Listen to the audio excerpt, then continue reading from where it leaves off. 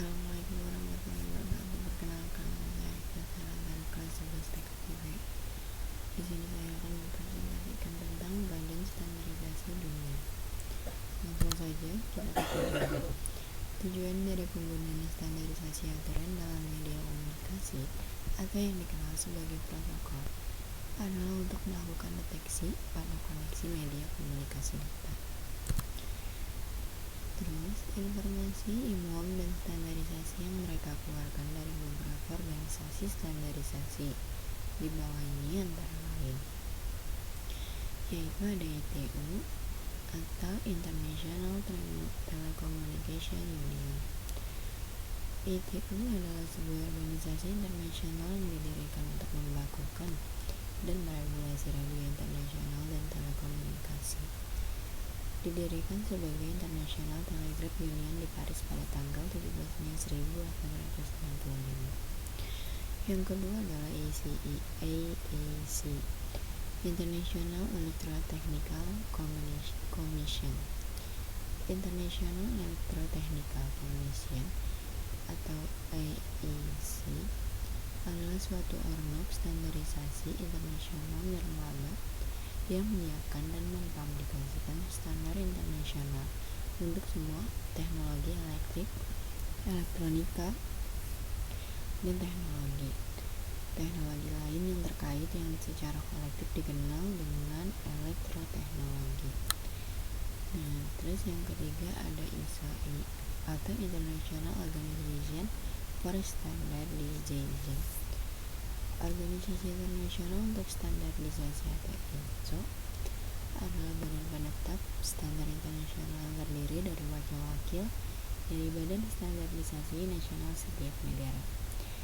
Yang keempat ada AEEE, Institute of Electrical and Electronics Engineers, yaitu adalah sebuah organisasi profesi nirlaba yang terdiri dari banyak ahli di bidang teknik yang mempromosikan pengembangan standar-standar dan bertindak sebagai pihak yang mempercepat teknologi baru dalam semua aspek dalam industri dan rekayasa atau engineering. Yang kelima yaitu ANSI atau American National Standard Institute. American National Standard Institute atau ANSI adalah sebuah kelompok yang mendefinisikan standar Amerika Serikat untuk industri pemrosesan informasi. ANSI berpartisipasi dalam mendefinisikan standar protokol jaringan dan mempresentasikan Amerika Serikat dalam hubungannya dengan badan-badan penentu standar internasional lain, misalnya ISO. Nah, yang keenam yaitu ada ETS, Ethernet Radio Association. ARNET mendesain standar high speed local area network atau LAN yang disesuaikan untuk aplikasi kontrol real time antara industri dengan komersial marketplace. ARNET juga sukses dipakai dalam mentransmisikan dan menerima paket data antara dua network node. Node memakai ARNET, controller chip, dan kabel transceiver dan dihubungkan dalam network.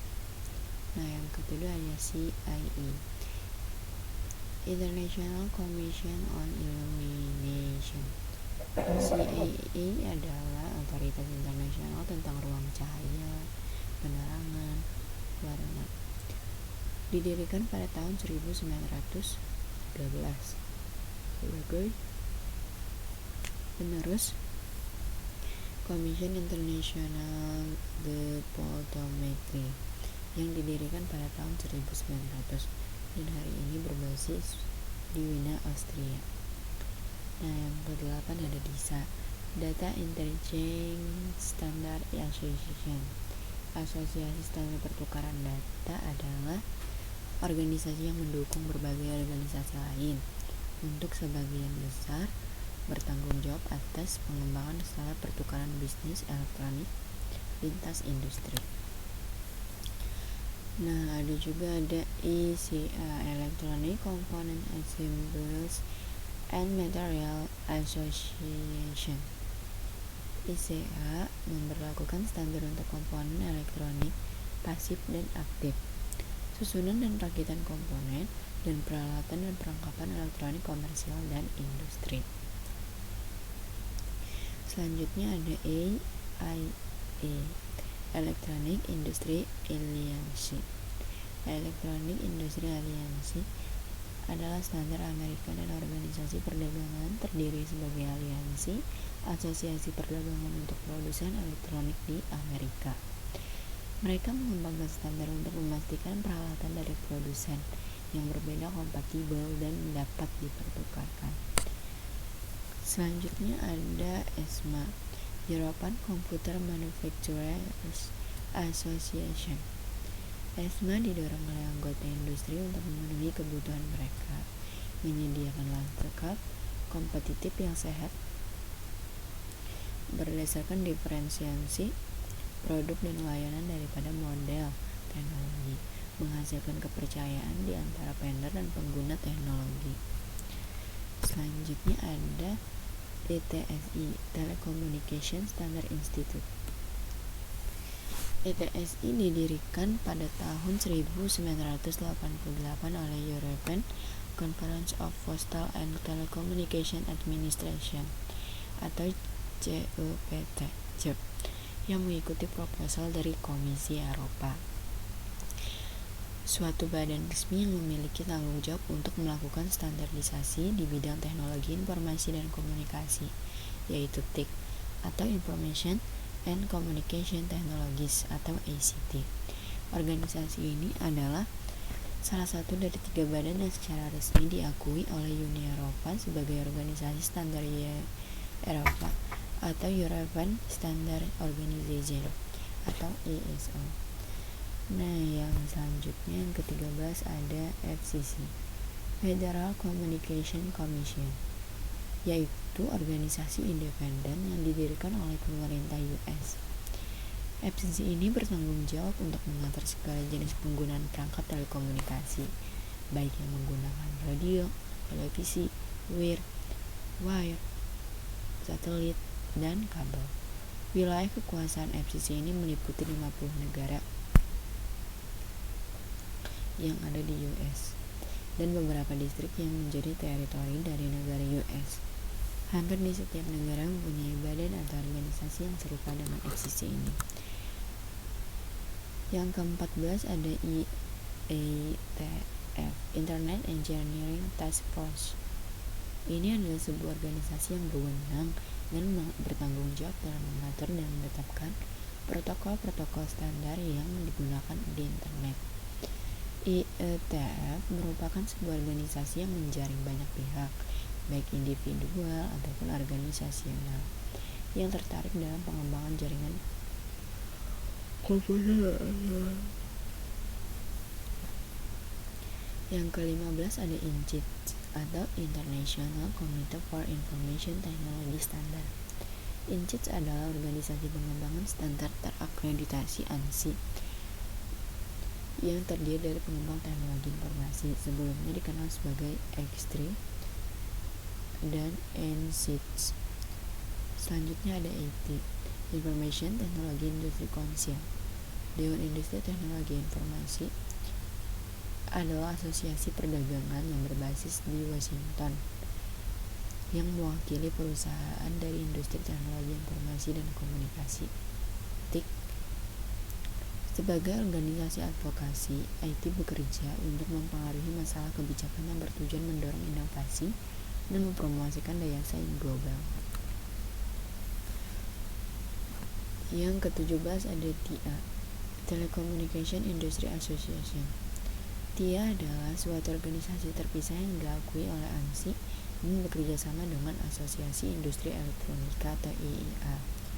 TIA dikenal terbaik untuk mengembangkan standar pemasangan kabel, menggunakan desain dan instalasi sistem pemasangan kabel yang terkoordinasi, sehingga mampu untuk mendukung sesuatu cakupan aplikasi yang luas dan memenuhi kebutuhan kecepatan yang tinggi pada masa kini dan mendatang. Yang ke-18 atau yang terakhir yaitu ASEAN atau Senat, yaitu European Committee for Electrotechnical Standardization atau European Committee for Standardization, yaitu badan standarisasi teknologi informasi, bertanggung jawab atas standarisasi Eropa di bidang teknik kelistrikan bersama dengan ITSI, telekomunikasi, dan CEN di bidang teknis lainnya. Nah, selanjutnya informasi 7 buah layar OSI, fungsi 7 lapisan layar.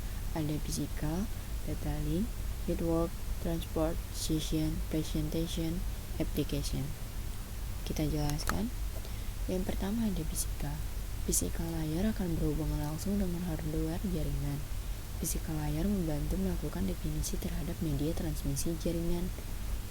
Physical layar melakukan definisi terhadap metode persinyalan yang akan digunakan dalam proses transmisi, melakukan proses sinkronisasi terhadap bit data, melakukan pengaplikasian terhadap topologi jaringan komputer yang digunakan. Nah, yang kedua yaitu ada data link. Tautan data adalah sarana yang menghubungkan suatu lokasi ke lokasi lain untuk tujuan mengirimkan dan menerima informasi digital, komunikasi data.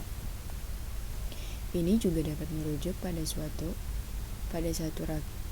set rakitan elektronik yang terdiri dari pemancar dan penerima, dua buah peralatan terminal data, dan sirkuit telekomunikasi data yang saling terhubung. Ini diatur oleh protokol tautan yang memungkinkan data digital ditransfer dari sumber data ke wastafel data. Yang ketiga ada network. Network layer merupakan sistem logi yang sangat erat kaitannya dengan proses transmisi data. Yang selanjutnya yang keempat yaitu ada transport. Transport layer jaringan komputer yang merupakan sebuah lapisan transportasi. Transport layer ini dapat menghubungkan beberapa koneksi transport ke dalam jaringan koneksi yang sama. Transport layer bertanggung jawab untuk menyampaikan data ke proses aplikasi yang sesuai pada komputer host. Yang kelima ada session. Session layer jaringan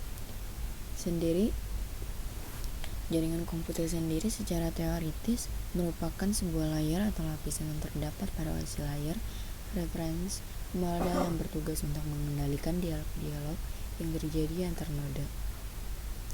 Selain itu, lapisan atau session layer ini merupakan bagian dari lapisan yang bertugas untuk melakukan manajemen dari sebuah koneksi serta mendefinisikan bagaimana sebuah koneksi dibangun. Yang keenam ada presentation. Layar presentation ini memiliki fungsi utama sebagai penerima, yaitu menerjemahkan aplikasi menjadi bentuk data yang akan ditransmisikan ke layar-layar berikutnya. Yang terakhir yaitu ada application. Application layar merupakan lapisan OSI layar yang menyediakan interface atau antarmuka antar aplikasi yang digunakan untuk melakukan komunikasi ke dalam jaringan dan kemudian membantu mengirimkan dan menerima pesan yang dikirimkan di dalam jaringan tersebut. Sekian dulu presentasi dari saya. Wassalamualaikum warahmatullahi wabarakatuh.